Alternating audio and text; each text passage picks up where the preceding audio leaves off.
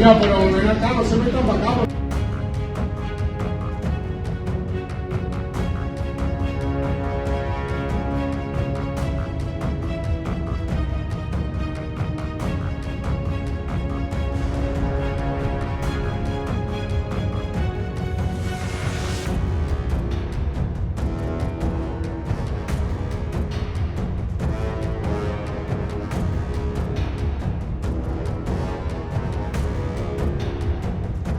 I think the European reaction is surprisingly weak, taken as a whole. There have been different voices, of course. I haven't seen them all, but like, for example, Kallas, the High Representative of Foreign Policy, I was surprised to see that she was that non-principled in her way of reasoning. Jeg synes, det er fuldstændig vanvittigt. Det er uforskammet, faktisk.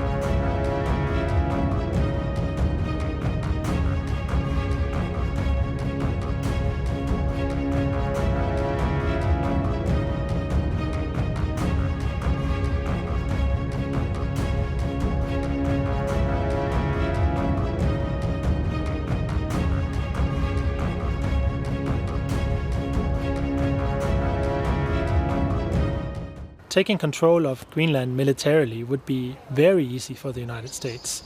However, the political control that is governing a territory the size of Greenland with a population that presumably wouldn't be too happy about American presence would be difficult, and it would create also, I think, quite a big pushback at home in the United States against Trump and of course internationally.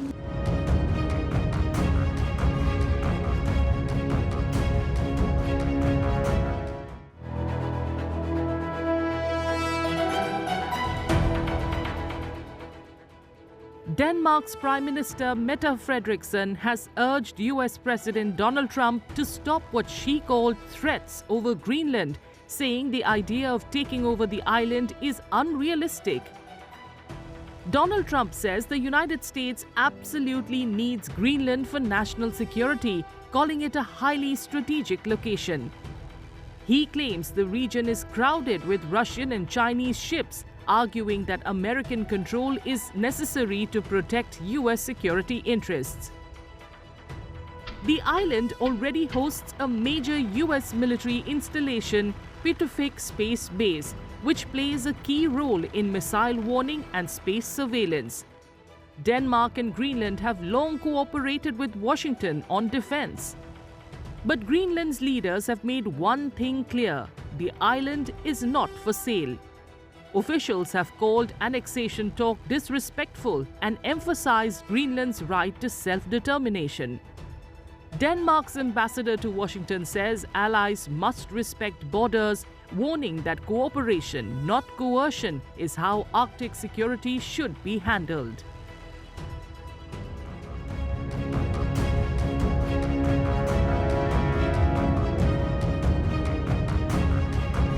We need Greenland from a national security situation.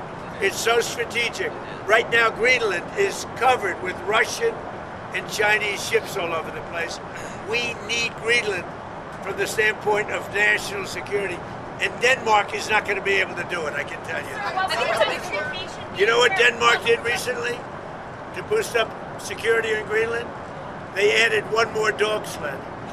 To what extent will our NATO allies really support us on this matter? Because right now, when it's just a matter of issuing statements, we hear a lot of support, and that's of course something that is received thankfully in Copenhagen and in Nuuk.